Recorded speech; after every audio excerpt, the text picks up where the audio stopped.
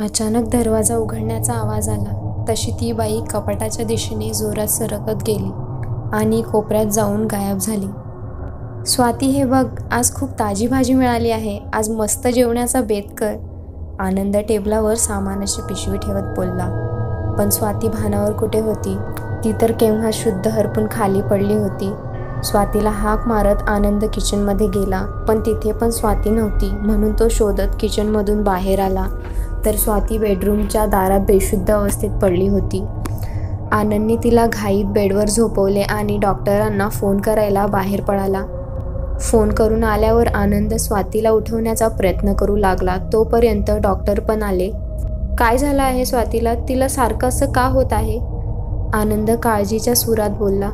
काही नाही आनंद, काळजी करण्यासारखे काही नाही. कदाचित हवामान बदलल्यामुळे तिला ताप आला असेल आणि तिने 2-3 दिवस नीट खाल्ल्याने तिला अशक्तपणा येऊन चक्कर आली असेल.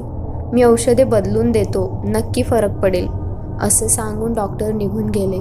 थोड्या वेळाने स्वातीला पण जाग आली. आनंद तिच्या जवळच झोपला होता. स्वाती उठून बसली आहे हे पाहून त्याला आनंद झाला. तू आराम कर, मी तुला चहा करून आणतो. आनंद उठून बाहेर जाऊ लागला तशी स्वाती त्याला बिलगली. मला सोडून जाऊ नका. स्वाती फार घाबरलेली होती. स्वाती, तुला काय झालं आहे? तू अशी का वागत आहेस? आनंदला आता स्वातीची काळजी वाटत होती. आनंद, इथे काहीतरी वेगळं आहे, पण काय माहीत नाही. स्वाती बेडरूममध्ये बघत बोलली. काय काय बोलत आहेस तू? मला काही कळत नाही आहे. आनंद, इथे भूत आहे, आत्मा आहे. त्या मला दिसतात. त्या इथेच आहेत, या घरात काहीतरी आहे आनंद, काहीतरी आहे. स्वातीने बोलून झाल्यावर औंढा गिळला. स्वाती, तू काही बडबड करत आहेस? डोक्यावर परिणाम झाला आहे का? तू या घराला असं बदनाम करू नकोस. तुला जर इथे राहायचं नसेल तर सांग, पण वाटेल ते बोलणं मी खपून नाही घेणार. तुला माहीत आहे ना, हे घर माझ्यासाठी एक मंदिर आहे आणि तू असं बोलत आहेस? आनंद रागारागात बोलत होता. नाही आनंद, मी खरं बोलत आहे, विश्वास ठेवा माझ्यावर. स्वाती आनंदला समजवण्याचा प्रयत्न करत होती.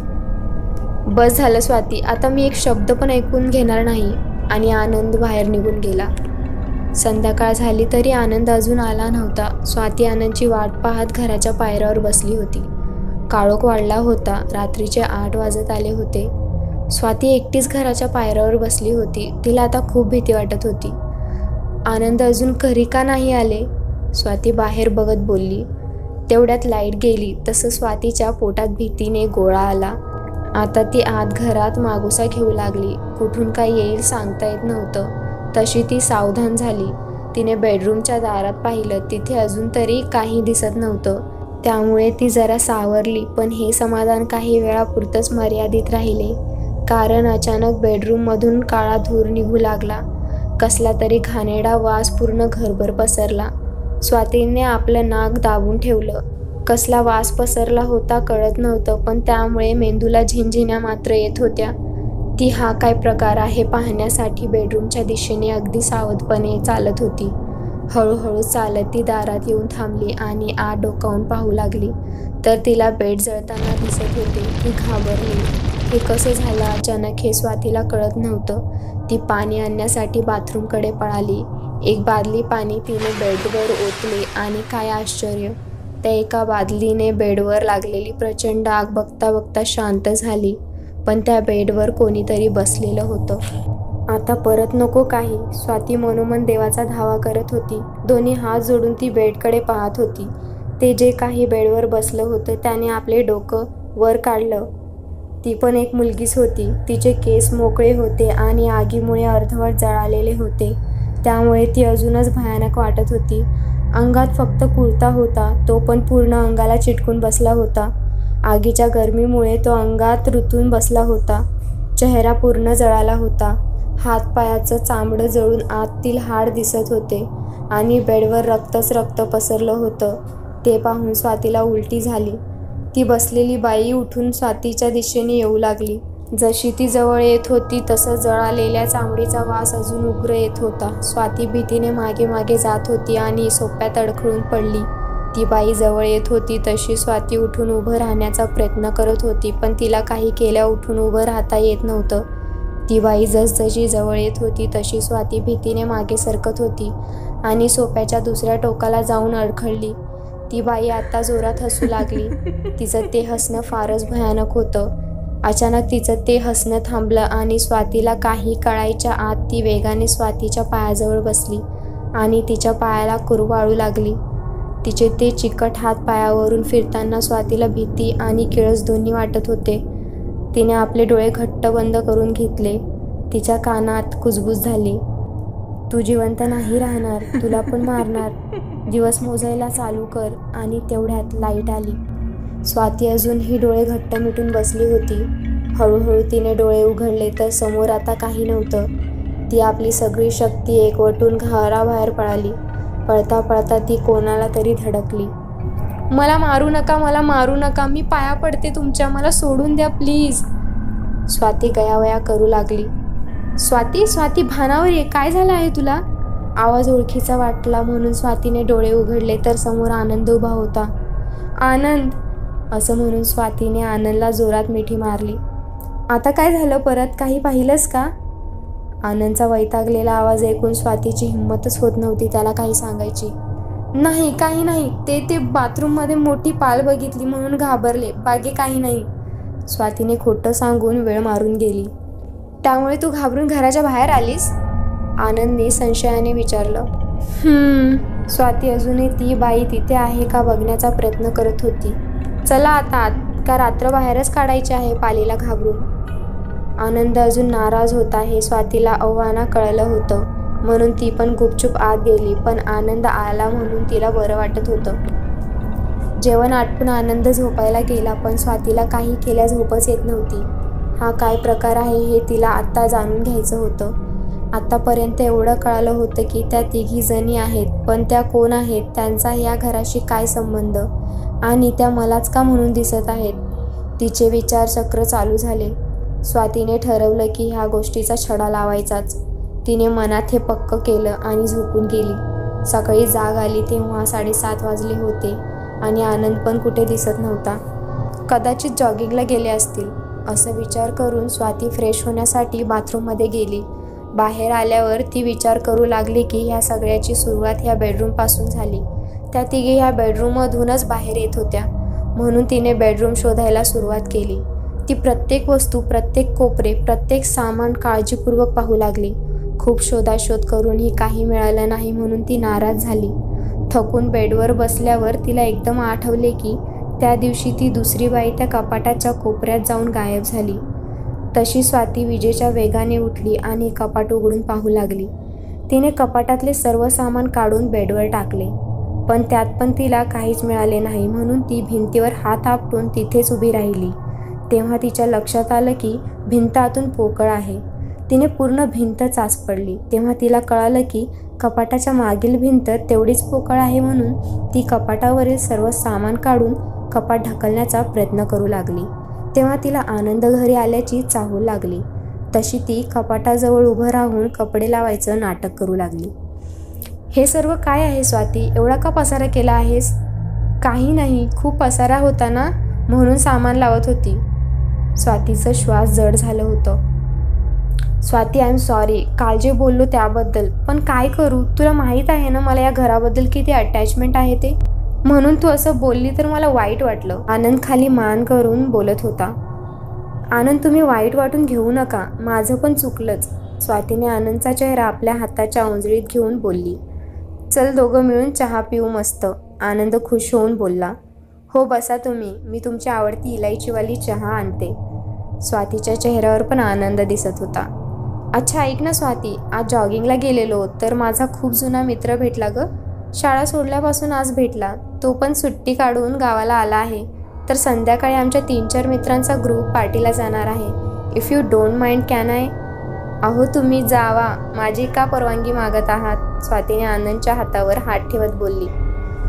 अगं तुला विचारायला नको का, तू माझी लाडकी बायको आहेस ना? असं बोलतात स्वाती लाजली. हाय हाय तेरी अदा एक दिन मार डालेगी. आनंद एकदम फिल्मी स्टाईलमध्ये बोलला आणि दोघंही खळखळून हसले. आनंद संध्याकाळी जवळपास 7:30ला घरातून निघाला. स्वाती, मला यायला उशीर होईल, साधारण रात्रीचे 12-12:30 तरी होतीलच. तू एकटी राहशील ना? आनंदला स्वातीची काळजी वाटत होती. तुम्ही माझी काळजी करू नका, आणि आपल्या घरात कशाची भीती? आता स्वातीला भीती वाटत नव्हती. तिला आता सत्य काय आहे हे जाणून घ्यायचं होतं. असं बोलून तू माझ्या मनावरचा भारच हलकं केलंस Swati. I love you, bye असं म्हणून आनंद घराबाहेर निघाला. पुढे जाऊन उभा राहतो, मित्र येणार आहे घ्यायला. ठीक आहे, नीट जा. स्वाती आनंद जाईपर्यंत दारात उभी राहिली. थोड्या वेळाने दारावर टकटक झाली. स्वातीने दार उघडलं तर समोर राजन उभा होता. स्वाती घाबरली. नमस्कार वहिनी, कसे आहेत, तब्येत? राजन विचित्रपणे हसत विचारत होता. तुम्ही का आला आहात इथे? आनंद घरी नाही आहेत, स्वाती औंढा गिळत बोलली. म्हणूनच आलो आहे. राजन तोंडातल्या तोंडात पुटपुटला. काय, काही बोललात का? स्वातीने संशयाने विचारले. नाही, काही नाही. एक ग्लास पाणी मिळेल का प्यायला? राजन आपल्या मानेवर हात फिरवत बोलला. हो, थांबा, इथेच आणते पाणी. असं म्हणून स्वाती पाणी आणायला किचनमध्ये गेली. राजनने आजूबाजूला बघितलं आणि सरळ किचनकडे चालू लागला. समोर स्वाती पाठमोरी उभी होती. राजन तिच्या उघड्या कंबरकडे एकटक बघत होता आणि हळूहळू पुढे सरकत होता. तो तिच्या कमरेत हात घालणार होता की त्याला कोणातरी हालचाल जाणवली. तसा तो झटक्यात तिथून बाहेर आला तर दारातून आनंद आत येत होता. समोर राजनला बघून आनंद जोरात ओरडला. अरे साल्या, मला बाहेर बोलवून तू इथे काय करत आहेस? कधीच वाट पाहत आहे मी. आनंद वैतागून बोलत होता. अरे ते आनंद, तुला घ्यायलाच आलो होतो. तहान लागली होती म्हणून थांबलो होतो. चल निघूया मग. राजन अडखळत बोलला. आनंदला पाहून स्वातीला हायसं वाटलं आणि तिने विचारलं. आनंद, तुम्ही इथे?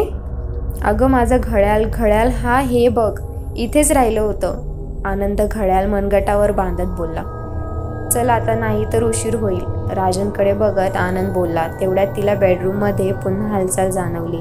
असं वाटत होतं की ते जे काही आहे ते फार रागात आहे. स्वातीला सारखं वाटत होतं की राजनचा सगळ्यांशी काहीतरी संबंध आहे. आता वेळ आली होती की त्या कपाटामागे काय रहस्य आहे जाणून घ्यायची.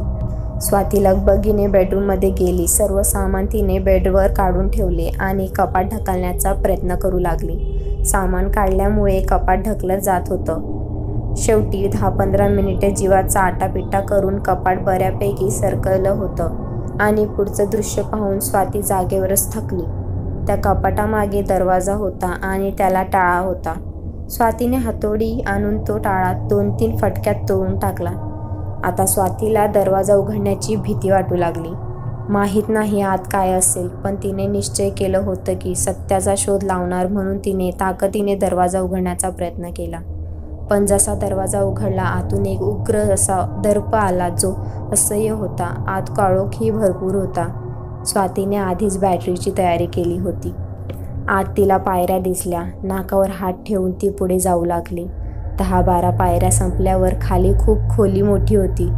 तिने बॅटरीचा प्रकाश आजूबाजूला टाकला पण नीट काही दिसत नव्हतं. वास पण आता असह्य झाला होता. ती बॅटरीच्या प्रकाशात लाईटचं बटन शोधू लागली.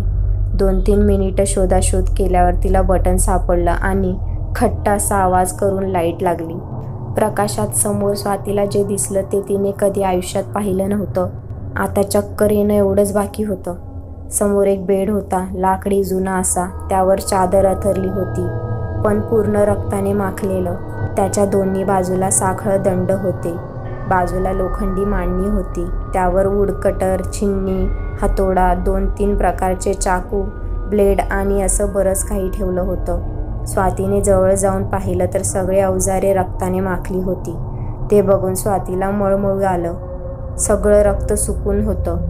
तेवढ्यात तिला कोणाची तरी हालचाल जाणवली. स्वाती घाबरून पायऱ्याकडे पाहू लागली. आता आपलं काही खरं नाही असं वाटत होतं. तेच आवाज आला.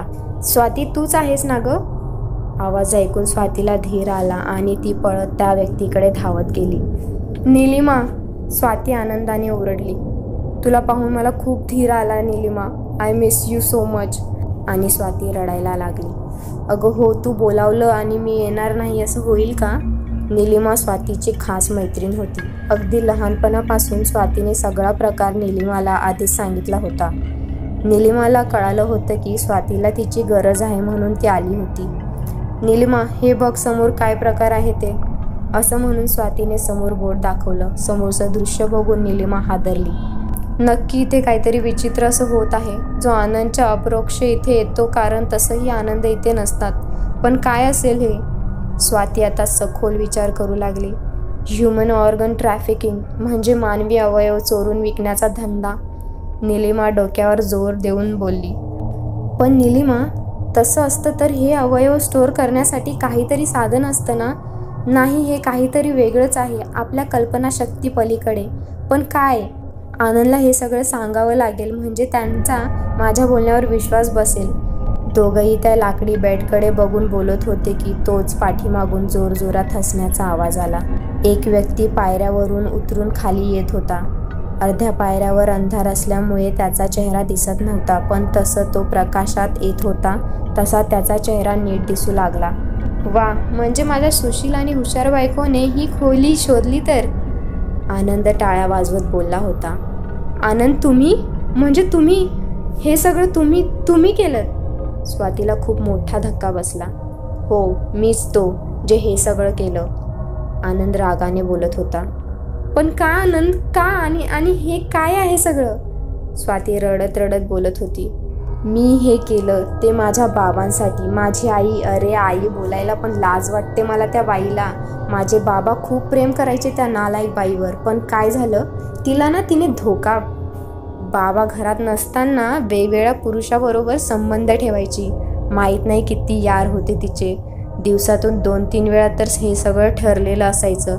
तिला एक मुलगा आहे हे पण तिला विसरली होती. तिच्या बेडरूमच्या बाहेर 5-5, 6-7 तास बसून राहायचो. दारावर थाप मारायचो. आई, भूक लागली आहे, काहीतरी खायला दे ना, म्हणून अख्खी दुपार जायची, पण तिने कधी माझ्या हाकेला दाद दिली नाही. बाहेर फक्त आवाज यायचे त्यांच्या करत असलेल्या पापाचे. कधी कधी ते आवाज एवढे असह्य असायचे की मी कान बंद करून बसायचो, तरी आवाज यायचेच. एकदा बाबा अचानक कामावरून लवकर आले आणि मला बाहेर बसलेलं बघितलं. त्यांना बेडरूममधून आवाज येत होते, म्हणून त्यांनी दुसऱ्या चावीने दार उघडलं. बघतो तर काय, बाबांचा खास मित्र आणि ती बाई नको तशा अवस्थेत होती. बाबांनी पटकन माझे डोळे बंद केले आणि दार लावून घेतलं. बाबा जमिनीवर कोसळले. मी बाबा बाबा म्हणून खूप हाका मारल्या, पण ते ऐकायला माझ्यात बाबा जिवंतच नव्हते. त्यांना अटॅक आला होता, मेजर अटॅक. पण एवढं सगळं होऊनही त्या बाईला कसलीच लाज नव्हती. तिचे हे खेळ परत 2-3 दिवसांनी चालू झाले. आता मला सहन होत नव्हतं. एक दिवस ती मला सोडून पळून गेली, माहीत नाही कोणाबरोबर. पण तेव्हापासून ह्या बायकांचा मला राग यायला लागला. तुझ्या आधी 3 लग्न केले. एक होती आशा, दुसरी गौतमी आणि तिसरी उषा. तिघी पण चांगल्या होत्या, पण मला फक्त बदला घ्यायचा होता त्या बाईचा, म्हणून सगळ्यामध्ये मला तीच दिसायची. त्या तिघींना पण हनीमूनसाठी इथेच आणलं, नाटक केलं प्रेमाचं आणि मग मारून टाकलं इथेच या बेडवर. आणि आता तुला पण नाही सोडणार मी स्वाती, असं म्हणून आनंदने आधीच हातात घेतलेली तलवार उचलली आणि गोळी झाडण्याचा आवाज आला. स्वाती घाबरून खाली वाकली. तिने बघितलं की आनंदच्या हाताला गोळी लागली होती आणि तो जमिनीवर जखमी पडला होता. पोलीस आले होते. त्यांनी आनंदला कॉलरला पकडून उठवले आणि बाहेर आणले. आनंद अजूनही मोठमोठ्याने हसत होता. स्वाती अजूनही सावरलेली नव्हती. तिला विश्वासच बसत नव्हता की आनंद असं काही करेल. स्वाती, निलिमाने स्वातीच्या खांद्यावर हात ठेवला.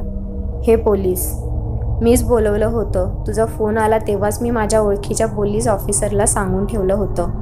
हे काय झालं निलिमा, हे काय झालं, असं म्हणून स्वाती निलिमाच्या गळ्यात पडून रडू लागली. तोच तिला 3 आकृत्या दिसल्या. त्याच होत्या, आशा, गौतमी, उषा. स्वातीकडे बघून हात जोडून उभ्या होत्या, जणू त्या तिघी स्वातीचे आभार मानत होत्या. नंतर हवेत विरून गेल्या. 2-3 दिवसांनी निलिमा आणि स्वाती पोलीस स्टेशनमध्ये गेल्या. तेव्हा पोलिसांनी सांगितलं की आनंद हा मानसिक रुग्ण आहे. त्याने ते 3 खून फार अमानुष पद्धतीने केले होते. एकीचा रेप केला, ते पण अनैसर्गिक पद्धतीने, आणि नंतर तिचा चेहरा हातोडीने ठेचून टाकला. दुसरीचा पण अनैसर्गिक पद्धतीने रेप केला आणि नंतर वुडकटरने पायच कापून टाकला आणि तिला तसंच सोडून दिलं मरायला. तिसरीचा पण रेप केला आणि घरापाठीमागे तिला जाळून टाकलं आणि तिघींना पुरून टाकलं घरामागे. आणि आनंद नेहमी अनाथ मुलींना फसवायचा, नंतर कोणी विचारायला नको म्हणून. हे सगळं ऐकून काय बोलावं कळत नव्हतं स्वातीला. आता तिला कळालं की ते गुरगुरणं, राग राग करणं आनंदसाठी होतं, राजनसाठी नाही. त्या तिथून निघाल्या. एका हॉटेलमध्ये चहा पित होत्या. नीलिमा, मला आनंदचा राग नाही आला गं. उलट मला वाईट वाटलं. त्याच्या मनात दुःख तो कोणाला सांगू शकला नाही म्हणून तो क्रिमिनल झाला. ह्यात चूक कोणाची? आनंदची, त्याच्या आईची, त्याच्या बाबांची, माझी किंवा त्या तिघांची? का आमच्या होणाऱ्या बाळाची? चूक कोणाची? असं म्हणत स्वातीने आपल्या पोटावरून हात फिरवला.